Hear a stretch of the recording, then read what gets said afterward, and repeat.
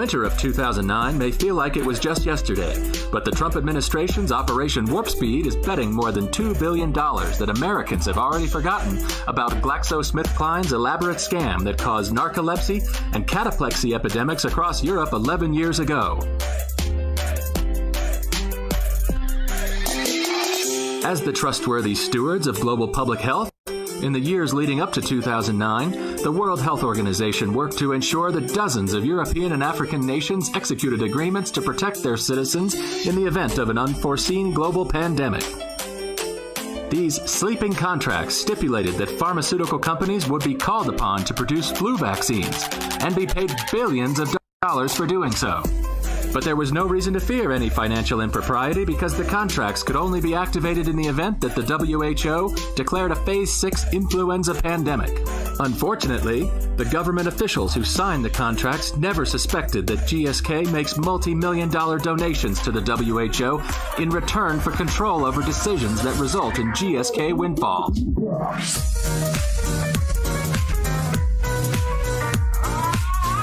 For 6 years leading up to 2009, the WHO displayed their definition of influenza pandemic on the top of their pandemic preparedness homepage. It read, "An influenza pandemic occurs when a new influenza virus appears, against which the human population has no immunity, resulting in several simultaneous epidemics worldwide with enormous numbers of deaths and illness." On June 11, 2009, the WHO declared H1N1 swine flu to be a global influenza pandemic, Phase 6. Curiously, at that point in time, there were only 144 swine flu deaths in the entire world. Nevertheless, the WHO's declaration triggered $18 billion in sleeping contracts to activate across the world, and production of hundreds of millions of H1N1 vaccine doses kicked into high gear, including GlaxoSmithKline's Pandemrix. Suspiciously, just 39 days before declaring the pandemic, the WHO deleted the pandemic definition from their website. When confronted, they told the media that their definition painted a rather bleak picture and could be very scary. In the new definition, the WHO no longer required that anyone die before they declare a pandemic. GSK's Pandemrix jab was an experimental vaccine that was never tested for safety or efficacy. It was given straight to hundreds of millions of Africans and Europeans. This wasn't the time for red tape and formalities.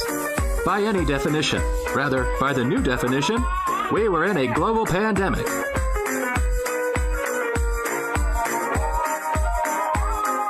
The WHO did not declare the 2009 pandemic on its own. Before making the declaration, the WHO Director General, Dr. Margaret Chan, sought guidance from an emergency committee drawn from a panel of 160 scientists on the WHO's International Health Regulations Review Committee. The WHO describes these advisors as the world's leading experts in their respective fields, but their identities are still shrouded in secrecy, which the WHO claimed was necessary to protect them from outside influences.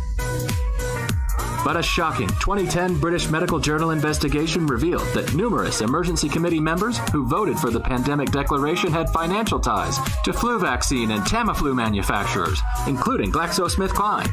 Wolfgang Wodarg is a former delegate to the European Council. In a documentary about the pandemic, he said, "The WHO officials have no idea about such things. They have to depend on scientists, and the scientists are allocated to them by the countries and by the organizations that finance the WHO. And many of them gave advice and made decisions that benefited the pharmaceutical industry."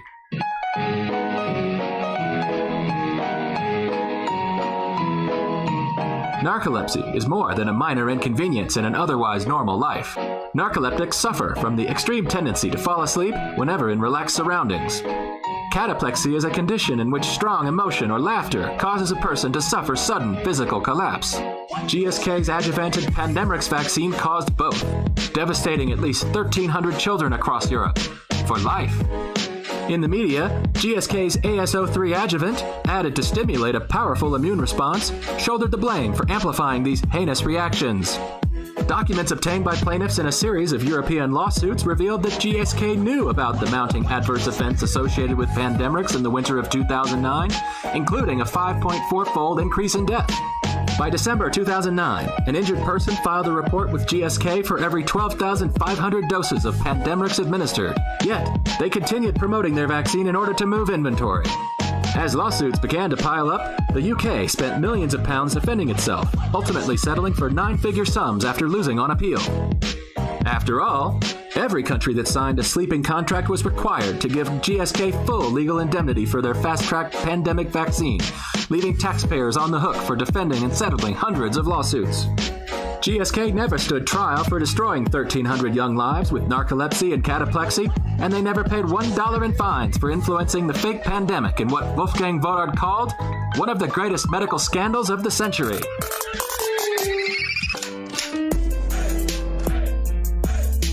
Governments do like epidemics, and just seems to like war, really. It's a chance to impose their will on us and to get us all scared so that we huddle together and, do what we're told. Relying on the same attenuated definition of pandemic, on March 11, 2020, the World Health Organization declared COVID-19 to be a global pandemic, when its partner, the COVID-19 Therapeutics Accelerator, received $125 million commitments from the Gates Foundation and MasterCard just one day prior. On July 31, 2020, GSK and Sanofi scored $2.1 billion U.S. taxpayer dollars to partner on an experimental COVID-19 vaccine. Sanofi will provide the vaccine, and GSK will provide, you guessed it, hundreds of millions of doses of their AS03 adjuvant from the 2009 narcolepsy epidemic. Will they get away with it this time?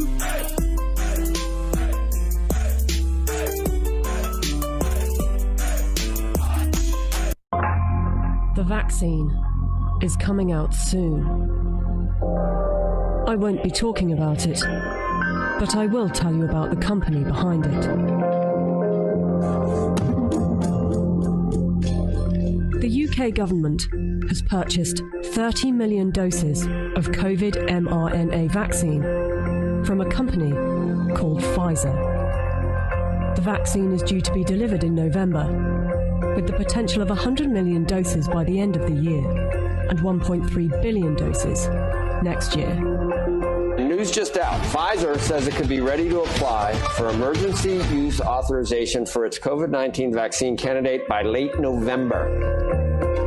It won't be mandatory at the beginning, but judging from the large orders, a gradual plan will be implemented to persuade and incentivize people to take the vaccine and put restrictions on people that don't, along with shaming campaigns.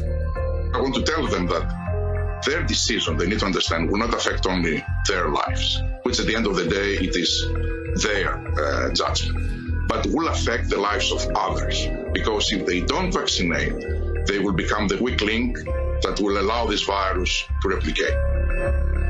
Some will say that this is conspiracy theory, so let's just stick to the facts.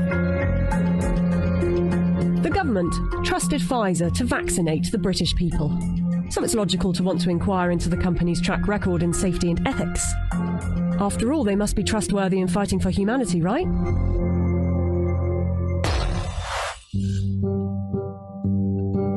Pfizer made itself one of the largest pharmaceutical companies in the world by purchasing its competitors and through aggressive marketing tactics.